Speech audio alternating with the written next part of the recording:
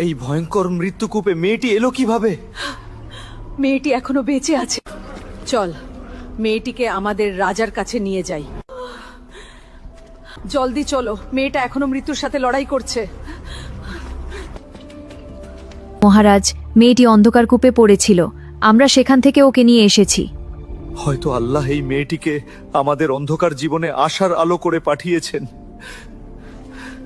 রানী, মেয়েটিকে জলদি সুস্থ করে তোলো।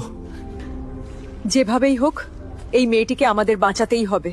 এই ভেষজ ওষুধ মেয়েটিকে খুব দ্রুত সুস্থ করে তুলবে।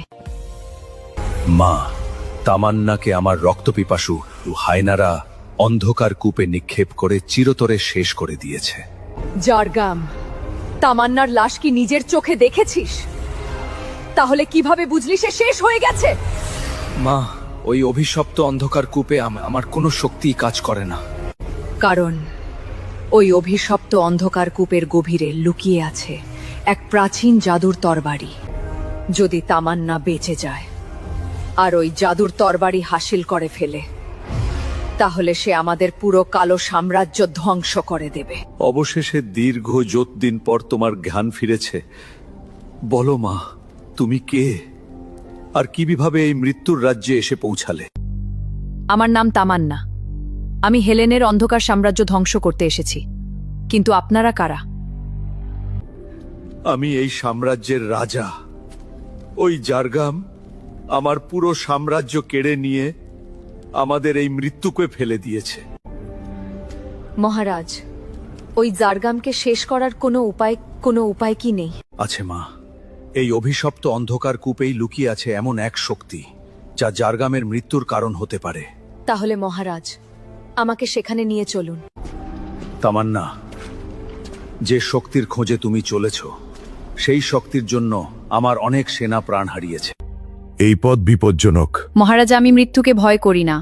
আমি সুন্দরবনে সর্দারকে কথা দিয়ে এসেছি হেলেনকে শেষ করে ওর মাথা নিয়ে ফিরব। তামান্না, এই পুকুরের গভীরেই লুকিয়ে আছে সেই প্রাচীন জাদুর তরবারি। ঠিক আছে মহারাজ, এবার সময় এসেছে সেই অন্ধকার শক্তির মুখোমুখি হওয়া।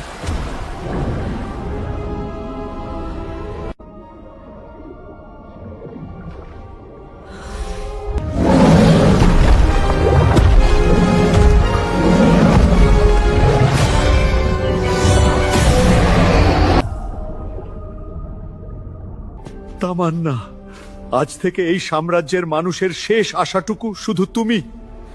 মহারাজ, আমি ওই জারগামকে শেষ করে আপনার সাম্রাজ্য ফিরিয়ে দেব। মহারাজ, আমাকে এখন যেতে হবে। আল্লাহ তোমার সহায় হোক।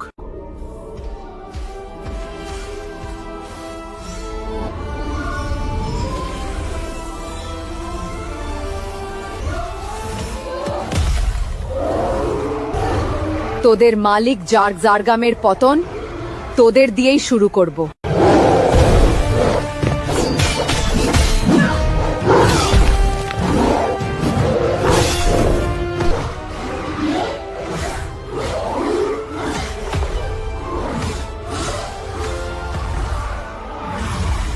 বন্ধুরা, পার্ট 9 দেখতে হলে কমেন্ট করে জানাও। আর হে, ভিডিওটি লাইক করতে ভুলবে না।